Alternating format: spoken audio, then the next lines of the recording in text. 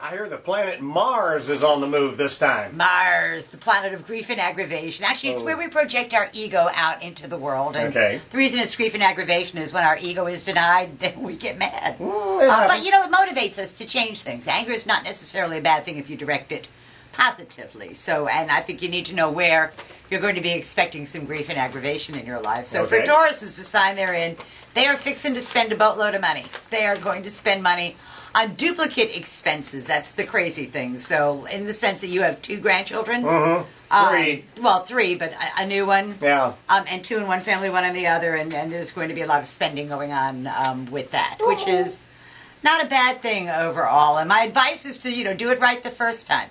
Don't try and cheap out when you're spending money, because you'll end up spending more at the end of the day if you do that. But 6 weeks worth of how much money can I possibly spend? Oh. For Geminis, our president, Mars is in their sign for the first time in 22 months, and they are unbelievably fired up about that. They are tremendously empowered about that. I know he's had a bit of a difficult time the last 6 weeks or so finding out who his friends are and aren't, but now he knows all of that.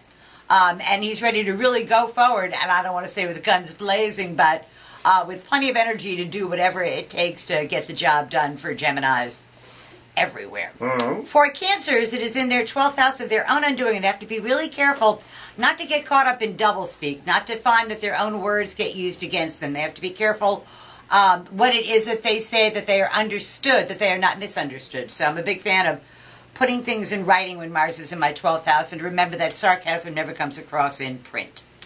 For Leos, it's a great time to reach for the brass ring, because Mars is in their 11th house of hopes, wishes, goals, and objectives. And something they've been working on for 22 months comes to be, and it's a very positive thing for them, and it's going to take their well-placed male friends and colleagues to help them get what it is that they want. So it's going to take a group effort to bring the Leo what the Leo wants, which I'm always a big fan of. Oh, yeah, me too.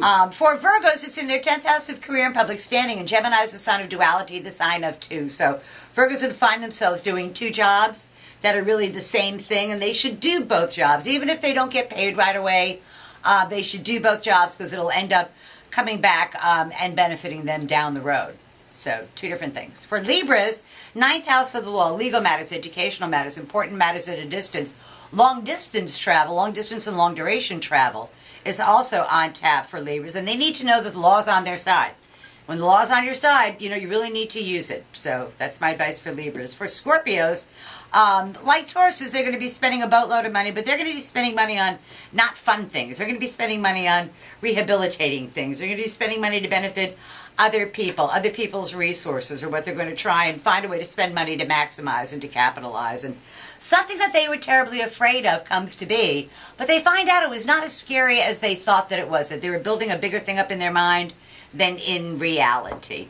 For Sagittarians, it's in their 7th house of open enemies, and everybody's going to be yelling at Sagittarians over the next 6 weeks or so. It's like everybody pointing a finger going, you, and they just need to go, yeah, you're right, it was.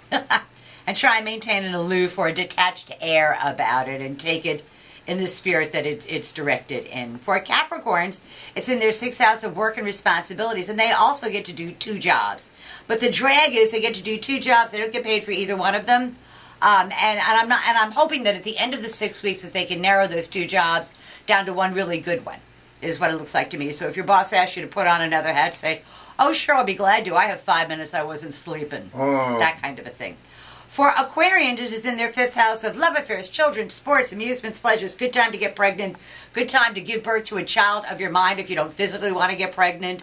It's a good time to fall in love with an idea as well as a person, place, or a thing. But it says, let's take the creative principle out and the love principle out and see what we can make out of it. So, for Pisces, it's in their 4th house of home, and they got to be really careful, because this is the kind of energy that makes you want to change your clothes, your hair, your face. It makes you want to tear everything down, take stuff down to the studs, and once you start that, there's no stopping that remodeling process. So you got to be really careful and know where the load-bearing walls are in both the physical sense and the esoteric sense of the word before you start knocking things around. Gotcha. And then for Aries, the last time we're going to talk about, it's in their 3rd house of day-to-day living. So the pace of their day-to-day living is about to pick up to warp speed, and they've got places to go, people to do, no dawdling, and it's a matter of Aries are going to try and put way more on their plate than they can possibly deal with So they need to be very selective about what they agree to, because they are going to find that anything is easier to get into than it is to get out of. So that's tomorrow's news today for the 12 signs of the zodiac, with Mars changing signs.